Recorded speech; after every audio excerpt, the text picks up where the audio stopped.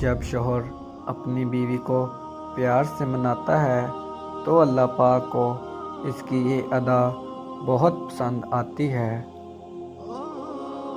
باپ کے بعد شوہر اللہ کی جانب سے عورت کے لیے چنا گیا مضبوط ترین سہارا ہے۔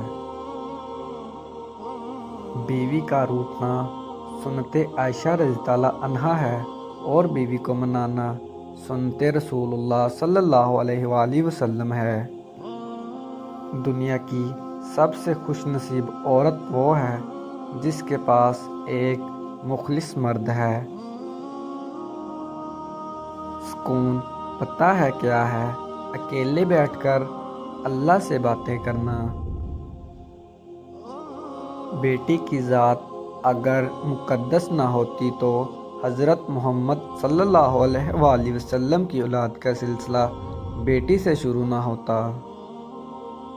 دیکھو تم درد کا سجدہ زمین پر کرتے ہو اور تمہاری صدا 7ویں آسمان تک جاتی ہے۔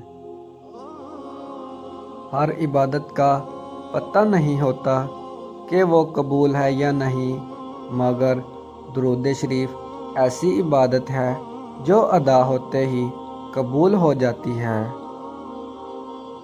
سب سے بہترین صبر وہ ہے جو تم نے اللہ کی رضا کے لیے کیا۔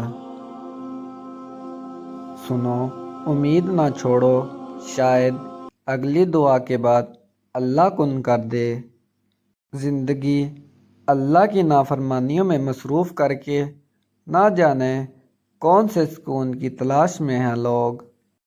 یہاں یوں مایوس بیٹھنے کا کیا فائدہ جب وہاں اللہ تمہاری پکار کا انتظار کر رہا ہے۔